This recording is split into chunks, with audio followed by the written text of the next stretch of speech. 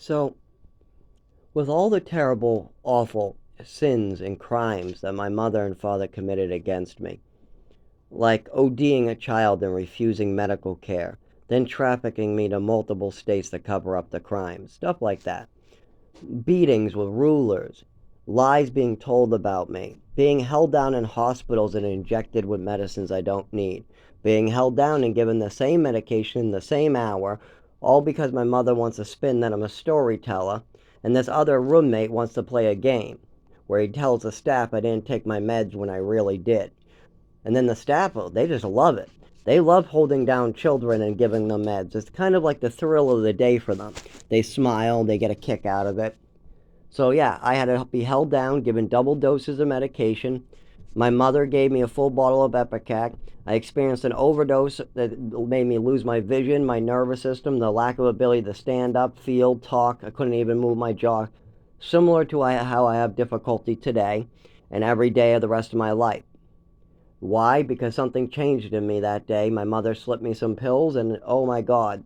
I mean, my breathing slowed down and I went unconscious. When I came back conscious, I was never the same. So, with all that going on, you might be thinking, Zach, how do you not kill these motherfuckers? How do you not lose it? How do you not chop those fuckers into pieces? If somebody crippled me, took away my testicles, my ability to have children, fucking started doing this shit to me, I would fucking, oh my God, they would be dead. Well, that's not me. I follow Jesus. As much as they try to twist this fantasy that I'm some awful person, anybody who knows me and actually spends the time with me knows that I have the kindest, biggest heart. Now, that's not coming from me. I've had now, I don't know, hundreds of people come up to me, total strangers or people I've helped, and say, "Oh my God, you got the biggest heart. You got the biggest heart." I've heard this hundreds of times. I also go to church and people say, "Oh my God, you're such a good person," and all this. I don't look at it. I don't need recognition. See, I look at it as if I get recognition, I have to do it over and over again. Because I have to do good deeds without any recognition whatsoever. Because that's one thing I realized during childhood that my mother made a big mistake in, and everybody should pay attention here. There are two different types of people that are caregivers. You got people who are nurses or work with children, or my mother, but they have a big mental illness. A lot of them do. And what it is they don't mind hurting their patients for thrills. Or if a patient backtalks them, they'll purposely malpractice them. Or if my mother hears that I repeated something, she gives me a full bottle of Epicac. Or if my mother accidentally slipped me a pill because she didn't want to watch Batman and I experienced an overdose, now she doesn't call an ambulance. Or a child is, already took his medication, but his roommate is twisting his story, so you take advantage of the situation to smile and get a thrill out of holding this child down and giving him a double dose. These type of actions are very, very common in the medical industry. And you would think that that would be the last place you find it, but no, because there are two different types of caregivers. One is like me. Now, I take care of an 84-year-old. I don't get any money for it. I don't get a dime. I lose money for it. This is somebody that no nurses, nobody else has come in and helped. There's no nurses here. There are no doctors coming to the house. There's no house cleaners, nothing.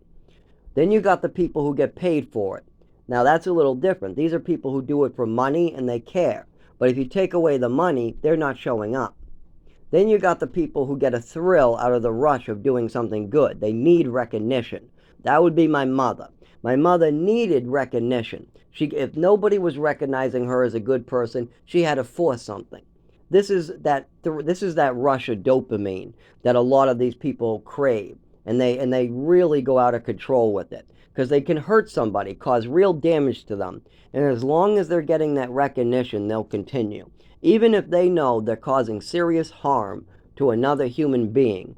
As long as they're getting recognition and they're getting that rush of people saying, "Oh, you're such a good person. Oh, you're such a good person giving that child all those pills. Oh, you're such a good person giving that child all those pills. Oh, you're such a good person." As long as they're getting that thrill from hearing that, then they continue. But then you got people like me who do good deeds for no recognition, no money, just because it's the right thing to do. I'll give you an example. I was in a homeless tent city, and there was a man who was getting murdered with a board.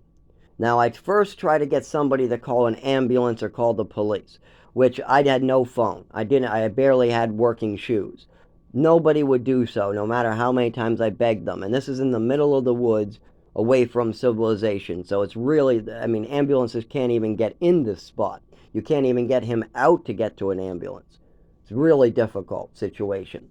So first I got to stop the murder. So I get in between the murderers and the victim, and I tell them, hey, don't you think he's had enough? And then they start threatening me and getting ready to kill me.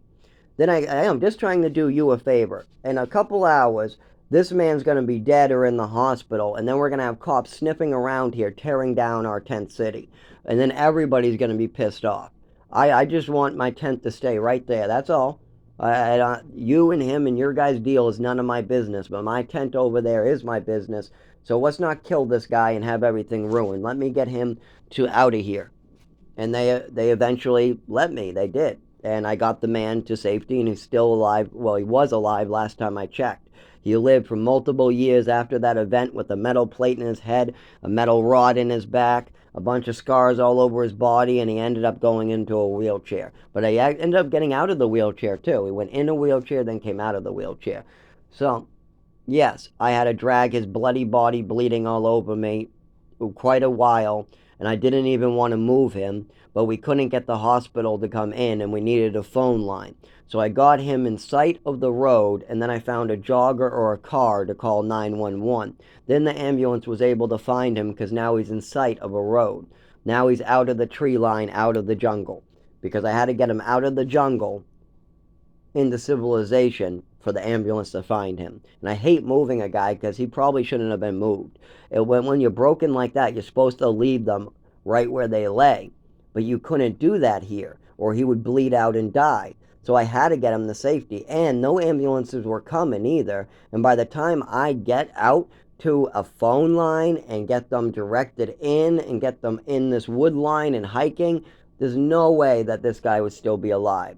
So I made the right decision, and in the newspapers, the family even hugged me. The family hugged me and said, why did you do it? Nobody cares about this guy. I said, really, neither do I. It was just the right thing to do. I don't care about Georgie. He's a liar. He's a thief. He's stolen my shit out of my tent a bunch of times. He's stolen my money out of my tent. He's stolen from me like a bunch of times. And the rules are, you steal from a tent, you get a beating or you're dead. That's it. I don't care about this guy, but I did the right thing when it was time. That's it. You just do the right thing. You do right by Jesus. You follow Jesus in a straight line. Yeah, it might hurt for me to get involved. And other people would say, no, you should have minded your business and let the guy die. Is that what Jesus would do? Let people get murdered to death? I don't remember Jesus telling Mary, because you're a hooker, go get murdered someplace. I don't remember that being the lesson with Jesus and when he turned Mary to God. I mean, Mary was a prostitute. That's one of his apostles. Mary, a prostitute.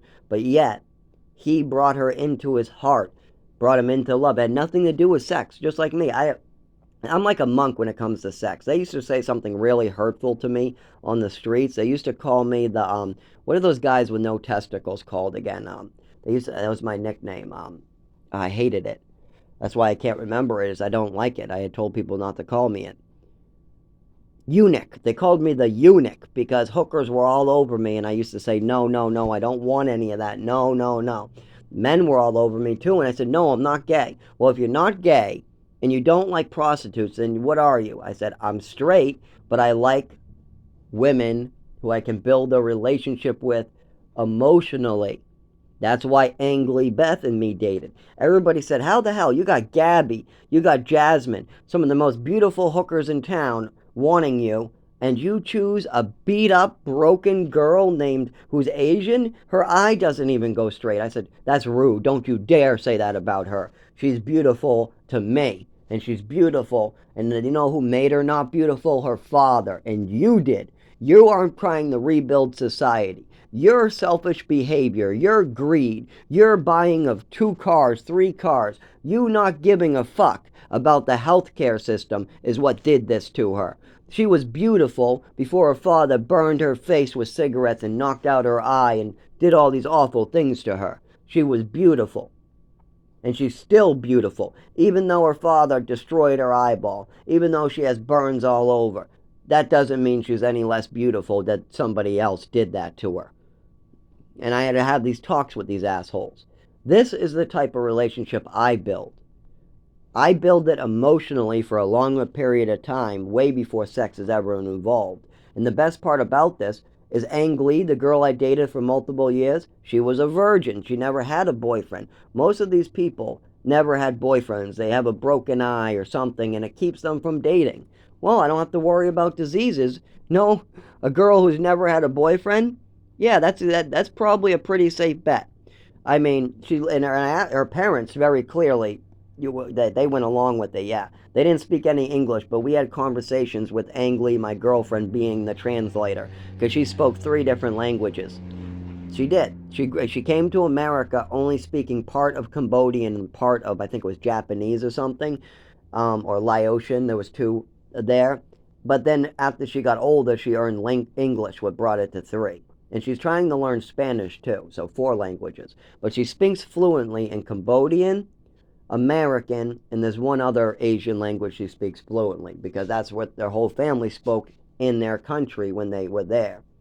Um, she basically, I guess she moved around in Asia too, I guess, as a child. When they were coming to America, there was a lot of bouncing.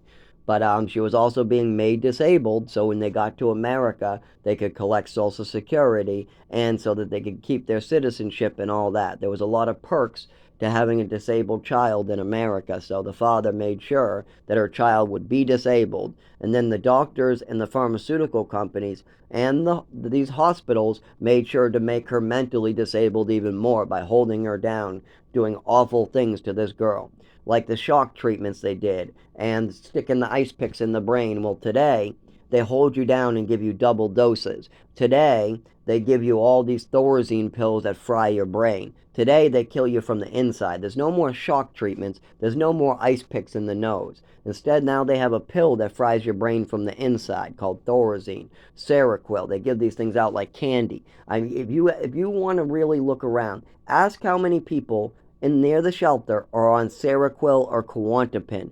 Then also know that that can cause fits of rage. I'm not even kidding. Seroquel and Klonopin, when I was talking to other people who are on it, if you take that pill and you're not allowed to go to sleep, then you get fits of rage. Well, these homeless people are being prescribed Seroquel at bedtime or during the day, and then they're not being allowed to even sit down. They have to walk around all day long while a pill tries to put them to sleep.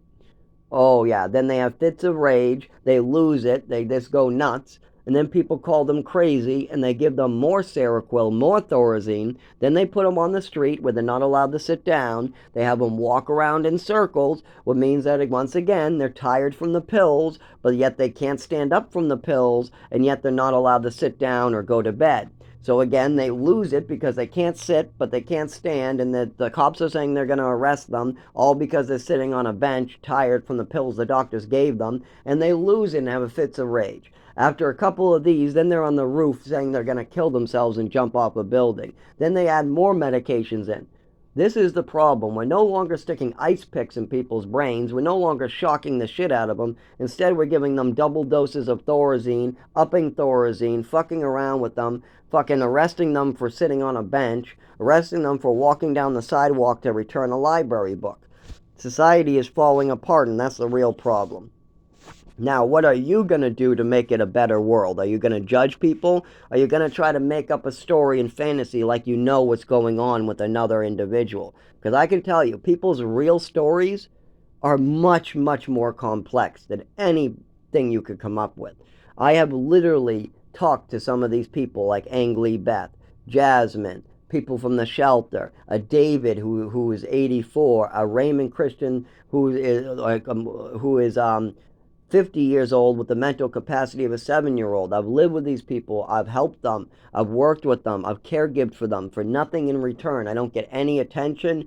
I don't get any praise, and I don't get any money. But yet I see the big difference that I give back in this world. And no matter what people say, I can see the difference. People come up and hug me, tell me how good I am. That you can't undo that. You can't have a whole family come to meet you hug you and tell you that they're so happy you saved Georgie's life.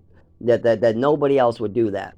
Now, on top of this, then I had a prostitute in Lynn come to my house randomly, give me a hug, and tell me that no other person has ever been so good to her because I got her done with prostitution and reconnected her with her family. Now, she did have to go into a hospital. That was part of the plan, and she flipped out on the way. But then months later, she came by my apartment and gave me a hug. Told me that no other man, that she didn't think she would ever get off drugs and off prostitution, but thanks to me, she did. If it wasn't for me, and she went back with that asshole drug addict boyfriend that was putting her to the street to hook for him, then she would have never made it. She had no apartment, no place to stay. Well, she stayed with me for about 4 months, and in that time, we were calling her family, getting her done with the prostitution, getting her off the drugs, and getting her a plan. I had no family. No family gave a fuck about me. I mean, literally, none of them give a fuck about me. No, not in years. When my mother was giving me ODs or beating me with rulers, do you think they were reporting it to the DMH? Do you think they reported it to the state? Here's another thing. They'll take your kid away for drinking alcohol or hitting your kid in a heartbeat, really quick. But after your kid is put in the foster care system, those foster parents can beat you, rob you, use you, stab you. They can do whatever they want. And they can get, because DMH doesn't care about the reports from the adopted families or the foster families. You're probably thinking, why? Why do they care so much about the reports of the real people and not these foster families and adopted families? Well, the adopted families and the foster families are usually more wealthy, but that's not all. The Department of Health and Human Services takes part responsibility in the putting you in those homes. So if they put you in a home and yet you were given an overdose and your parents are drinking and you're getting beat with rulers, well, the Department of Health and Human Services then would have to be partly responsible for putting you in that home. They took you from an alcoholic that was 15, but then they put you with somebody who gave you an overdose, fucked up your nervous system for life, gave you a full bottle of Epicac, beat you with rulers, smacked you around in cars, trafficked you around the country, made sure you didn't get an education for 4 years. I mean, literally total blanks. What type of education did I get in New Mexico? No, none. What type of what type of education did I get? That's the seizure disorder. I'm trying to say education and a different word came out. I didn't get, there was many years I did not get any education just because somebody was scamming the system. Us disabled children who come, or us children that come from the orphanages are usually labeled disabled right away at a young age. We're over medicated at a young age, but we're also used and abused through the system. They love using us. The foster parents make money off of us and they pocket it. I mean, like the other kids in the orphanages where I went, they were all orphans. They had no parents. They all got a $200 clothing check every month to go get clothing. What did I get? I got an adopted father who pocketed my clothing money. This is very common. And my father was a good father too. I'll tell you, he was a good father. There's worse out there. Angly Beth's father pocketed all the money and put her in hospitals and could care less about her education. So you got a lot of this going on. And this is the big problem. Everybody doesn't care. They just go back to their, oh, I have my own financial difficulty. Well, that's because you're an adult, but you got a start. Did you get to go to school? You did.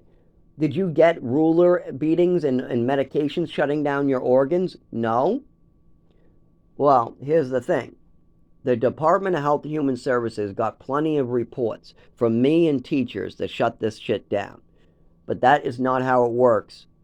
They'll take you from your biological parents very easily. It doesn't take much in Massachusetts for you to lose your children. A couple druggings where you get passed out drunk, that's enough. You get caught smacking your kid, that's enough. But a foster mother or father smacks their kid over and over and over, doesn't matter. A foster mother or adopted mother wants to drink heavily, get drunk, and drive home, doesn't matter. A foster mother wants to pop Percocet out of her own son's bottle, doesn't matter. None of that matters if you're a foster mother or adopted mother. People are worried that they're going to lose or get into trouble. Really, the state doesn't want to take any responsibility for their own actions. So, of course, is totally different. I've seen this with many other children still today, where they're taken from their biological families, they're put in a foster family, and then they talk about awful stuff. I grew up with these kids. They're talking about being hit with things. They're talking about pills making them act totally weird, like passing out, drooling at weird times. This is fucked up shit that they're reporting to everybody, but nobody cares. Nobody cares that these orphans are being drugged by their adopted or foster parents. Nobody cares about Jasmine getting in a fist fight with the brother, and then she's the one who gets sent to a hospital, and then they over-medicate her. Then she comes back just totally fucked up. Oh yeah, she was fucked up good. They fucked her up good. She went a normal person. I was dating her. She was a normal person. She did no drugs. She hated drugs, no pills, nothing. She was a happy-go-lucky girl. She was 18, just turned 18. Good, I was just 19. Everything's hunky-dory. But then she gets in a fist fight with her brother, who's bigger than her, heavier than her, but a couple years younger than her. I mean, she's a skinny twig, and he's a big, big guy. He was a heavy. I mean, if you saw this guy, he was probably 200 plus pounds. She was maybe 90 pounds, maybe 100 pounds, if that. So anyways, they get in this fight. She gets sent to the hospital for 30 days. Of course they do. Then they over-medicate her because she's screaming, I don't want to be in the hospital. I don't want to be here. I want to be home. Stop trying to stick that needle in me. I don't want the pills. Leave me alone. Stop putting your hands on me. Stuff like that. So then they call her erratic. They call her bipolar because she doesn't like what's happening. And she's flipping out that people are throwing her to the floor. People are forcing pills on her. People are injecting her. She doesn't know how to handle this. She has a weird roommate that apparently is in juvie. And the juvie roommate gives her a prison braid in the hair. Then she comes out of this and she goes to school and tells me all about it.